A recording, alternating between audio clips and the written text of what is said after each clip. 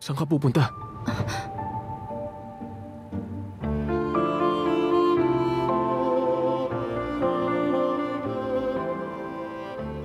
Sa loob. Dito ka lang. Kasi we're not finished yet.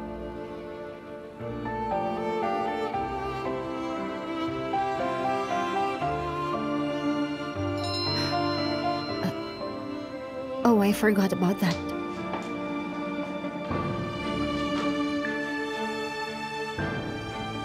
It feels really good to see you sa bahay na yan.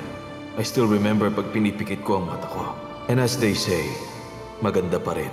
Sana hindi lang to hanggang panaginip. Is it bad news? Kailangan ko ng mauna. Just take care of everything here. Oh, okay ka lang ba talaga? Medyo masakit. Patapos pero na I'm yung fine. dessert, but something came up. Kailangan na nating umalis. Huwag mo na kayo umalis. Masyado pa maaga, please. Magstay pa kayo ng konti. Huwag mo na kayo umalis. Masyado pa maaga. Please, sige na. Ayahan, may dumating pang ibang bisita. Halika, tuloy kayo. Para tong yung nasa Mabuti at pelikula na dumating merong kayo. twist sa dulo, pinatuloy mo pa sila dito. Huwag na muna kayo umalis. Hindi sila ibang mga tao. Mga in-laws ko sila. Ipinapakilala ko si Melike. Siya ang fiancé ni Firat.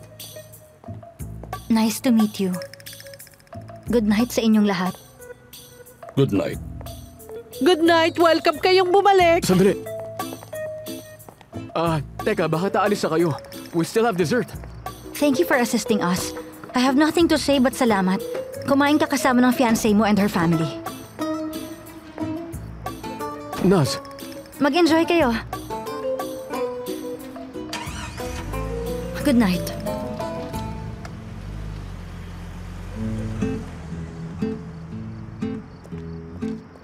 Auntie, anong fiancé? Nako, kung ipagkakaloob ng Diyos, handa na tayo magkaroon ng celebration. Hindi ba, Sukriye? Firat, maupo ka para pag-usapan natin to dahil hindi ka pumunta sa bahay para kunin ang kamay ng anak ko. Ginawa niyo to nang hindi ko nalalaman? Bakit ayaw mo ba? Oo, ayoko! Bakit mo sinasabihan ng ganyan ng anak ko? Hayri, magsalita ka. Ganun ang tadhana. Ay, nako. Firat, huwag ka nang magalit. Halika, pag-usapan muna natin ang bagay na ito. Sorry pero ayoko. Pasensya na kayo dahil sa tingin ko isa tong misunderstanding.